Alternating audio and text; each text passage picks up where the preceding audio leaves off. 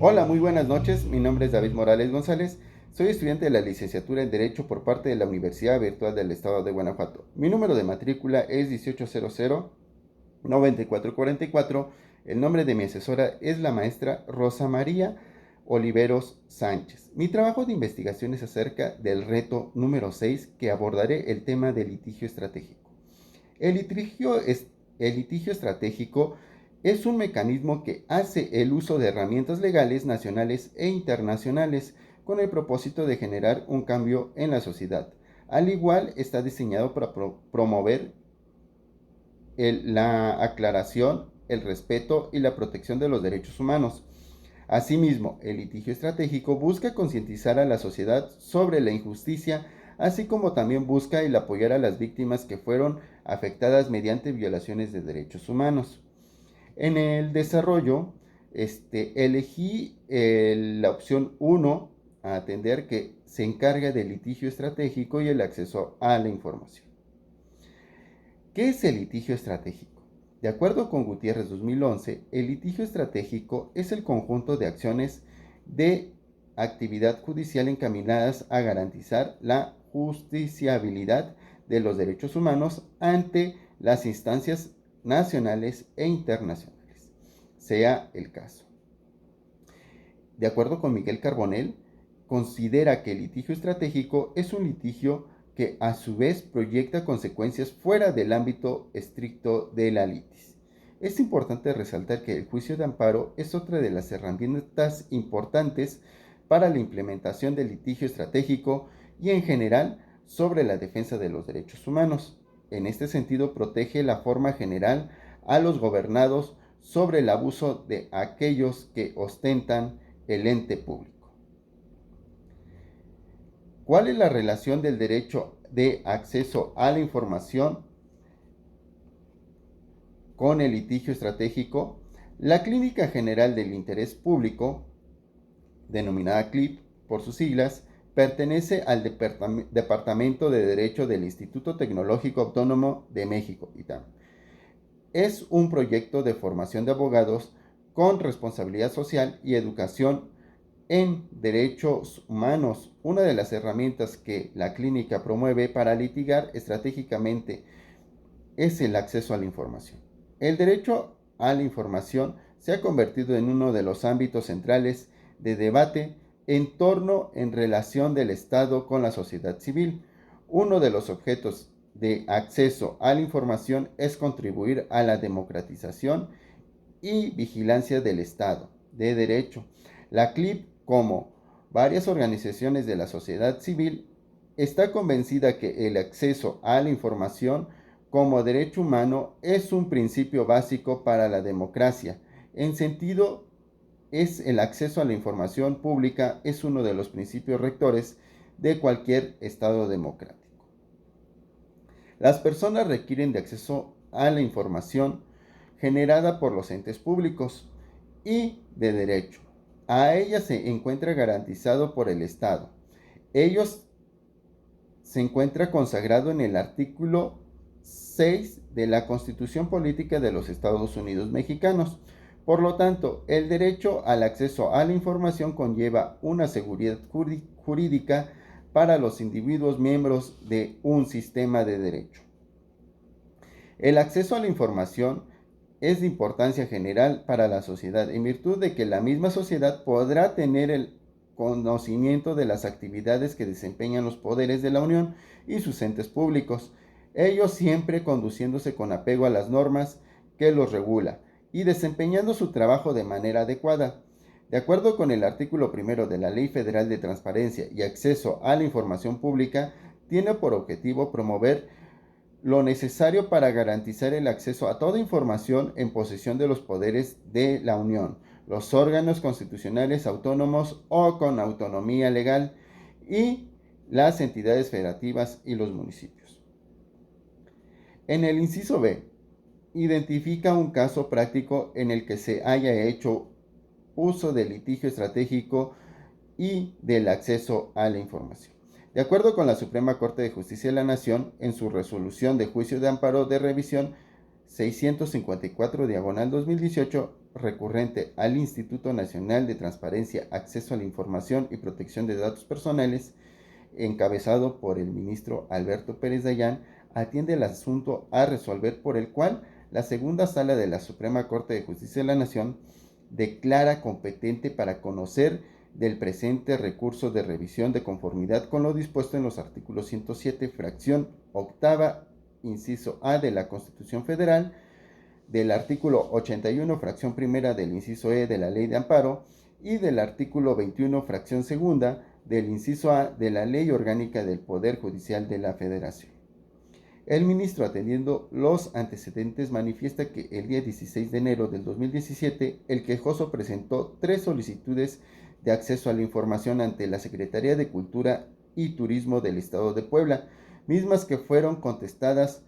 por la autoridad mediante oficios del 24 de febrero del 2017, en los cuales el quejoso indica que recibió como respuesta de la dependencia estatal de manera no favorable. En virtud de que la Secretaría de Cultura y Turismo del Estado de Puebla se encuentra en modificación de sus ordenamientos y disposiciones reglamentarias que norman sus funciones, es decir, que la dependencia estatal se encuentra dentro de una transición de 90 días para poder acceder, para poder que la dependencia dé información al solicitante. Ante esta respuesta no favorable, la parte quejosa interpuso un recurso de revisión ante el Instituto de Transparencia, Acceso a la Información Pública y Protección de Datos Personales del Estado de Puebla, en carácter de organismo garante de la entidad federativa, dio una resolución al argumentar que en el recurso de revisión manifiesta la dependencia estatal de no existir negativa conforme en lo que disponen los artículos 170 y 182 de la Ley de Transparencia y Acceso a la Información Pública del Estado de Puebla. Sin embargo, la parte quejosa no contaba con una respuesta por el cual determine una fecha de recibir dicha solicitud, y en este caso pues sí, la dependencia nada más determinó que no estaba en disposición, pero no podía generar una fecha estimada para poder acceder a la información. Con el informe anterior, el quejoso promueve un recurso de inconformidad ante el Instituto Nacional de Transparencia, Acceso a la Información Pública y de Protección de Datos Personales, toda vez de que fue analizado y resuelto el recurso por el cual el organismo determina la improcedencia, mencionando el recurso al no existir alguna negativa de la dependencia, razón por el cual se desechó el asunto conforme a lo señalado en el artículo 178, fracción tercera de la Ley General de Transparencia al Acceso a la Información Pública. En este efecto, la parte quejosa promovió un juicio de amparo en virtud a que sus conceptos de violación señaló el artículo 160, fracción segunda de la Ley General de Transparencia y Acceso a la Información Pública, solaya el principio de acceso a la justicia al restringir los supuestos de procedencia del recurso de inconformidad y con ello impedir al solicitante acceder a un recurso efectivo, sencillo y rápido ante un organismo autónomo y especializado al cual exigir la observancia del derecho del acceso a la información. En consecuencia, se estima que el instituto responsable tenía la obligación de realizar una interpretación conforme a la norma a la luz del principio de interpretación más favorable. En este juicio de amparo se anuncia que la norma aplicada como combatida, que es el artículo 160, fracción segunda, se encuentra de manera errónea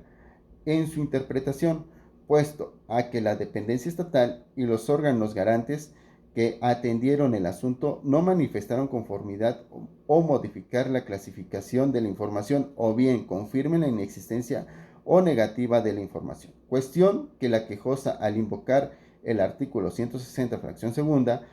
lo malinterpreta como una negativa al acceso a mencionada información pública. Sin embargo, el ministro Alberto Pérez Dayán nos indica que en los asuntos no se advierte que la autoridad haya entregado a la quejosa la información solicitada,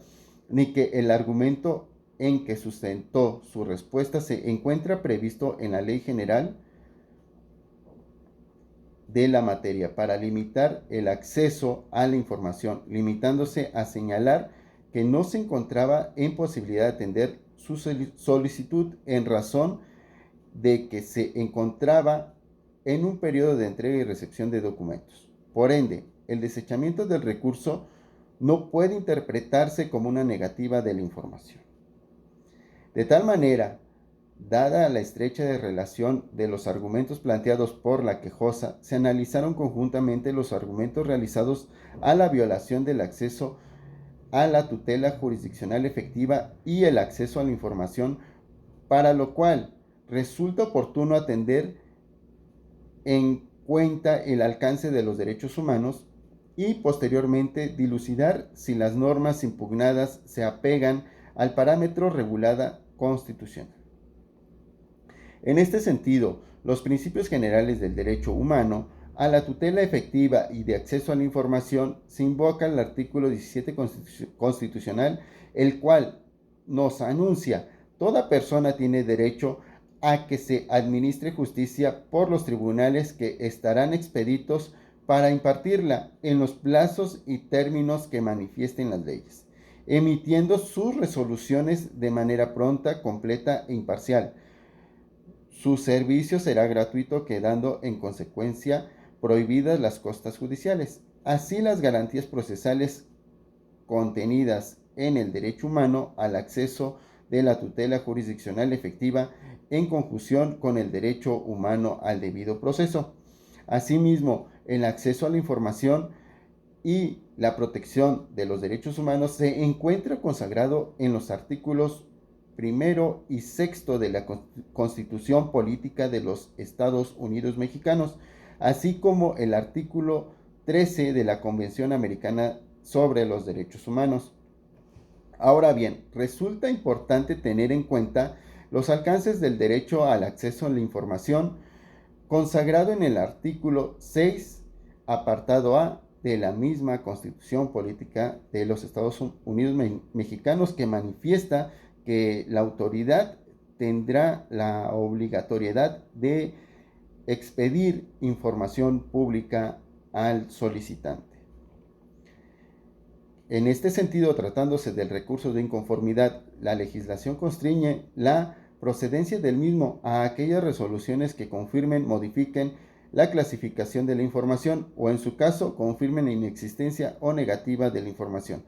precisando además que se entenderá como negativa el acceso a la información la falta de resolución de los organismos garantes de las entidades federativas dentro del plazo previsto para ello. Cabe mencionar que resulta claro que el recurso de inconformidad constituye un medio de impugnación a través del cual el instituto responsable constituye como ente revisor de las determinaciones emitidas por los órganos garantes de las entidades federativas. Ello con la finalidad de establecer un procedimiento que permita, en última instancia, garantizar a los ciudadanos el derecho al acceso a la información pública. Una vez mencionado lo anterior, el instituto responsable, conforme referido precepto legal, el recurso de inconformidad,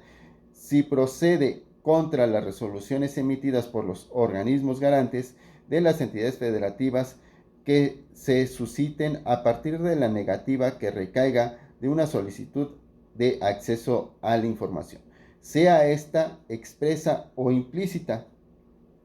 En este sentido, se anuncia la decisión del presente juicio de amparo al determinar que es procedente negar el amparo a la parte quejosa contra el artículo 160, fracción segunda de la Ley General de Transparencia y el Acceso a la Información Pública, y conceder el amparo contra el acto del 3 de mayo de 2017 emitida por el expediente por el Instituto Nacional de Transparencia y Acceso a la Información y Protección de Datos Personales, a efecto a que la responsable deje insubsistente dicha resolución y en su lugar emita otra en la que, atendiendo a la interpretación conforme establecida en la presente ejecutoria, y no de advertir algún diverso motivo de improcedencia, admita a trámite el recurso de inconformidad interpuesto por la parte quejosa. Ello conlleva a que vuelva a solicitar la información ante la dependencia y pues, pueda ser afirmativa el acceso a la información. En conclusión, el litigio estratégico es una de las herramientas primordiales que constituyen en realizar acciones pro bono, cuya finalidad es litigar casos paradigmáticos relacionados en el ámbito de derechos humanos. El litigio estratégico es un juicio de amparo, es un mecanismo en México para la defensa de los derechos humanos por excelencia. Cabe mencionar que el litigar un caso en amparo puede tener sus complejidades hasta para los expertos, por lo que es necesario estar seguros de que conocemos cuáles son las vías adecuadas para llevar el buen puerto a un litigio estratégico en materia de amparo. Es importante mencionar que al litigar en los tribunales nacionales debemos pensar siempre en una visión de largo alcance. Esto implica plantear una problemática desde el inicio pensando que se puede tramitar un medio de control ante un organismo internacional, por lo que debe fundarse las demandas en las disposiciones de los tratados internacionales sobre derechos humanos. Por último, el acceso a la información es fundamental en materia de derechos humanos, por el cual es un principio básico de la democracia. Asimismo, permite la toma de decisiones de las personas.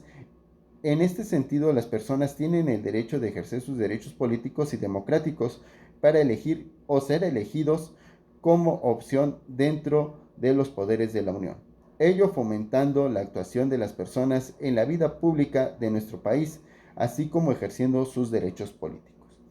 Estimada profesora, de mi parte sería todo. Espero que mi trabajo esté conforme a lo establecido en el presente reto. Que pase muy buenas noches. Gracias.